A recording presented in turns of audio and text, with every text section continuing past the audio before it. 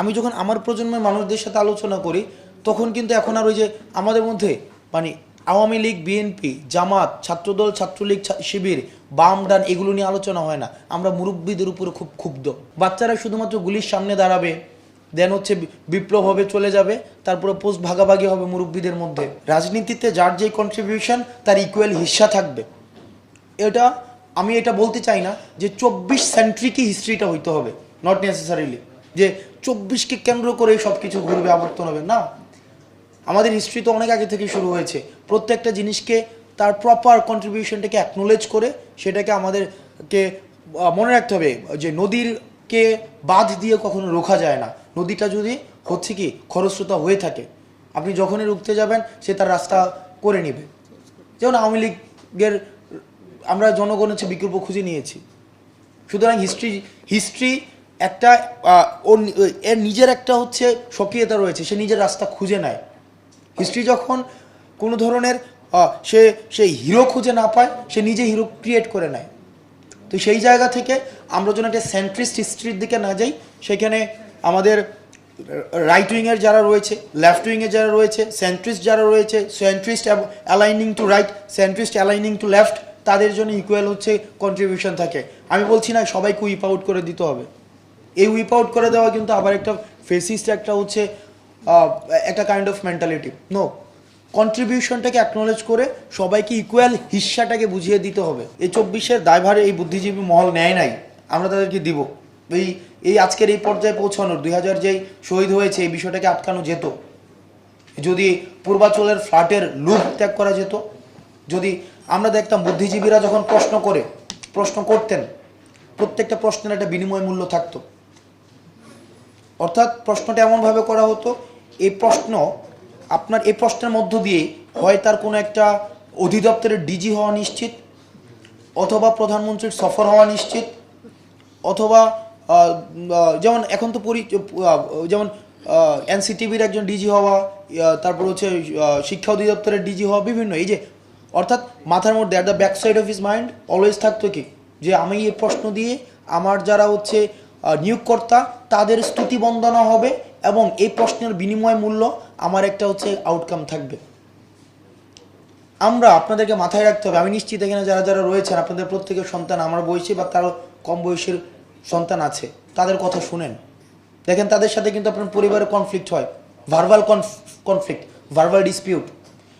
আমাদের হচ্ছে বাবা মাদের একটা হচ্ছে সবসময় একটা ডায়লগ ছিল, তোর ঘরে আমি হইছি না, আমার ঘরে তুই হইছিস। এটা কিন্তু না, এই কথাটার ওজন অনেক বেশি। এটা কিন্তু একটা হচ্ছে টটোলজিক্যাল গ্রাউন্ডের একটা কথা, কারণ এটার কিন্তু রিফিউটেশন নাই। আপনি যখন মানে whenever you are coming up with this argument, আমার কিন্তু আর কোনো কিছু বলার থাকে না। এটা একটা টটোলজিক্যাল গ্রাউন্ডের কথা। অর্থাৎ এটা হচ্ছে আপনি একদম স্টপ করে দিচ্ছেন, ঠিকই তো আমার বাবার আগে তো আর আমি আসি নাই। সো এটা হচ্ছে কি মানে historically it is supposed whoever comes first তারাই হচ্ছে সবচেয়ে বেশি জানবে। এই জায়গায় আমরা যারা এই নতুন প্রজন্মের আছি, আমরা কিন্তু এই জায়গায় একটা নুক্তা দিয়ে রাখতে চাই। বিষয়টা এমন না, আমরা একটা জেনারেশন কনফ্লিক্টের মধ্যে আছি। এটা যদি আপনারা বুঝতে না পারেন, আমি মনে করি যে এটা আমাদের জন্য আবার একটা দুর্ভাগ্যের কারণ হতে যাচ্ছে। এটা আমাদের ফিল করা উচিত। আমি যখন এখানে প্রত্যেকটা মানুষকে চেহারা দেখে দেখে মোটামুটি আমি লোকেট করতে পারি যে তারা কোন কোন বুদ্ধিজীবী মহলে বিলং করে।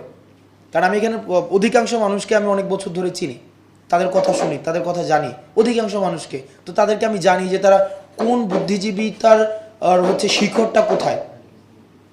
তো তখন আমি যখন আমার প্রজন্মের মানুষদের সাথে আলোচনা করি তখন কিন্তু এখন আর ওই যে আমাদের মধ্যে মানে আওয়ামী লীগ, বিএনপি, জামাত, ছাত্রদল, ছাত্রলীগ, শিবির, বাম ডান এগুলো নিয়ে আলোচনা হয় না। আমরা মুরব্বীদের উপরে খুব ক্ষুব্ধ।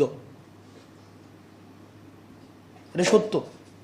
সে শিবিরের হইতে পারে, ছাত্রদলের হইতে পারে, বৈষম্যবিরোধী ছাত্র আন্দোলন হইতে পারে। আমরা মুরব্বীদের উপরে ক্ষুব্ধ। অর্থাৎ তারা আমাদেরকে ইউটিলাইজ করতে পারছে না। আমি ইউজ বলবো না, ইউজের একটা পেরিকুয়াল একটা কননোটেশন আছে। আমি বলবো যে তারা আমাদেরকে ইউটিলাইজ করতে পারছে না। তারা আমাদেরকে এই যে একটা যে নৌজি একটা মানে ইন্টেনশন, যে ছোট মানুষ কি বুঝবে, বলে দিচ্ছে না কিছুদিন আগে যে সন্তান যদি বাবার আগে যায় দেশ ধ্বংস হয়ে যায়। তো এই আইডিয়া থেকে বের হতে হবে। আপনাদের কাছে যারা বুদ্ধিজীবী বা শিক্ষা যারা একাডেমিশিয়ান, আপনাদেরকে আমাদের যেই চিন্তাটাকে, এই চিন্তাটা যেন আমরা স্পেস করতে পারি, প্লেস করতে পারি এবং স্পেস দিতে পারেন, হিস্ট্রিতে অ্যাকুমুলেট করতে পারেন এবং এটাকে যেন একাডেমিক্যালি এন্ডোর্স করতে পারেন। বাচ্চারা শুধুমাত্র গুলির সামনে দাঁড়াবে, দেন হচ্ছে বিপ্লব হবে, চলে যাবে, তারপরে পোস্ট ভাগাভাগি হবে মুরব্বীদের মধ্যে। বাচ্চারা কি বুঝবে, বাচ্চারা কি পারবে? নো, আপনারা তাদের মতামত নেন, তাদেরকে কিভাবে হিস্ট্রিতে লোকেট করা যায়, তাদের এই যে কন্ট্রিবিউশনটাকে কীভাবে অ্যাকনোলেজ করা যায়, এই বিষয়গুলোকে একাডেমিক্যালি এন্ডোর্স করেন। তাহলে এই যে আমাদের পূর্ব প্রজন্মের অভিজ্ঞতা এবং তরুণ প্রজন্মের যে সাহস, এই দুইটার সংমিশ্রণে আমাদের আগামীর বাংলাদেশ হচ্ছে সুন্দর হবে।